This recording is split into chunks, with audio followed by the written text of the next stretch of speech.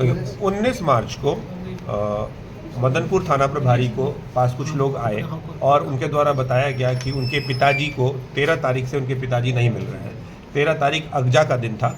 अगजा के दिन से उसके पिताजी नहीं मिल रहे हैं और उसके द्वारा संभावना व्यक्त की गई कि किसी के द्वारा उनकी हत्या कर दी गई है।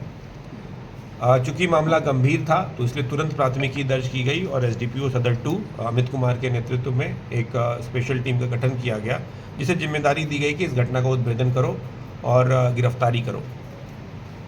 उसके बाद जो है ये टीम लगातार काम करना शुरू की तो इन लोगों को सूचना प्राप्त हुई कि एक जगह है पुरनाडी गांव के बगल में बंगरे नाम का जगह है, वहाँ पर एक होलिका दहन हुआ है और उस होलिका दहन में कुछ हड्डी के तरह का कुछ चीज़ मिलने की सूचना इन लोगों को प्राप्त हुई। ये लोग जब वहाँ पर पहुँचे तो इन लोगों के द्वारा पाया गया कि वहाँ पर मृतक का जो चप्पल है वो है वहाँ पर मौजूद है और वहाँ पर पुल पर कुछ खून भी लगा हुआ है। मृतक के चप्पल का इन लोगों ने वेरिफिकेशन कराया उनके परिजनों से, उन्होंने पहचान लिया कि यह मृतक का ही चप्पल है। तुरंत इनके द्वारा जो है एफएसएल टीम को सूचित किया गया और डॉग स्क्वाड को सूचित किया गया कि आप लोग आइए और देखिए। एफएसएल टीम आई।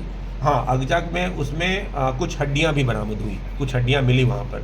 एफएसएल टीम आई, उसने हड्डियों से डीएनए सैंपल कलेक्ट किया और जो एफएसएल से जो डॉग आया था, डॉग जो है उसने वो ट्रैकर डॉग जब वो खून लगा हुआ पुल को उसको सूंघा और उसके बाद वो एक संदिग्ध रामाशीष भुइयाँ के घर में जाकर बैठ गया। इससे हम लोगों को रामाशीष भुइयाँ के ऊपर संदेह हुआ। रामाशीष भुइयाँ जो है वो हम लोगों को घर में उस समय नहीं मिला, लेकिन उसका साला धर्मेंद्र भुइयाँ मिला। उससे जब कड़ाई से पूछताछ की गई तो उन लोगों के द्वारा स्वीकार किया गया कि एक अपराध जो है उन लोगों के द्वारा किया गया है। एक धर्मेंद्र सुधीर पासवान है, सुधीर पासवान नाम का व्यक्ति है जिसको बच्चा नहीं हो रहा था और उसके लिए एक रामाशीष रिकियासन एक तांत्रिक है उस एरिया का, जिसने कहा कि हम तुमको बच्चा दिलवा देंगे लेकिन उसके लिए हमें एक नर बलि देनी पड़ेगी। यही उसके बाद इन लोगों के द्वारा एक प्लान बनाया गया और उस प्लान बनाकर इन लोगों ने जो मृतक है, मृतक का नाम है युगल यादव, इसकी हत्या कर दी गई।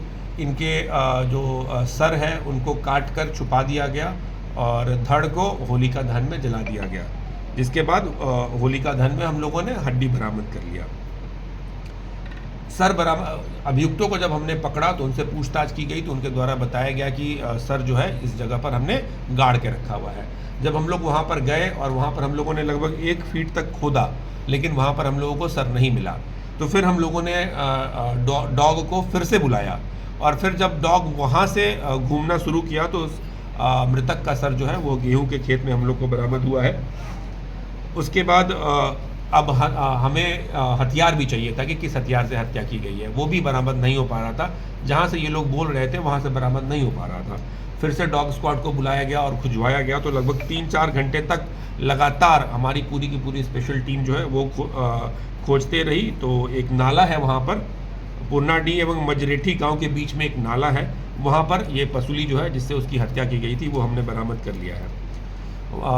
डीएनए सैंपलिंग के डीएनए टेस्टिंग के लिए जो बोन से हम लोगों ने सैंपल कलेक्ट किया था उसको एफएसएल भेज दिया गया है। ई साक्ष्य ऐप है जो कि नया कानून लॉ है, उसमें नया कानून आया हुआ है और उसमें वीडियोग्राफी करानी होती है सभी पीओ की, तो हम लोगों ने ई साक्ष्य ऐप के माध्यम से सभी पीओ की वीडियोग्राफी कराई है और इस तरीके से हम लोगों ने इस घटना का उद्भेदन कर लिया है। इस घटना में कुल 6 लोग शामिल हैं, इसमें एक विधि विरुद्ध बालक है और बाकी उसके अलावा 4 लोगों की गिरफ्तारी हो गई है।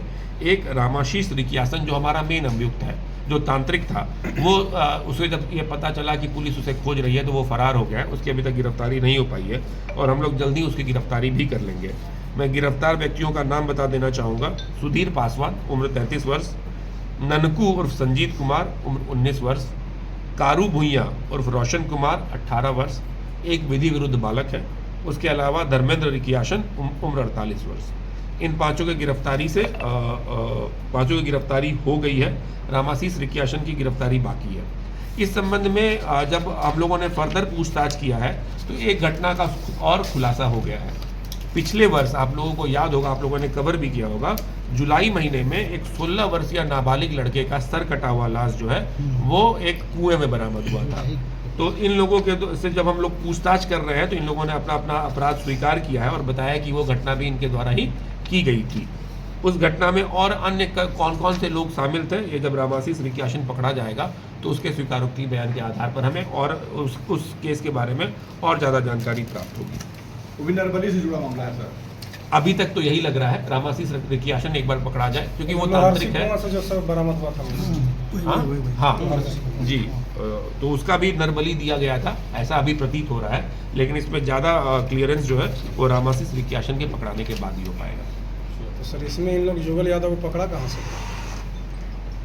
युगल यादव जिनकी हत्या हुई है, उसकी हत्या कैसे किया सर वो जानना चाहते थे। मतलब कैसे उसको कैसे ट्रेस किया, क्यों मारा, सिर कहाँ काटा गया था ये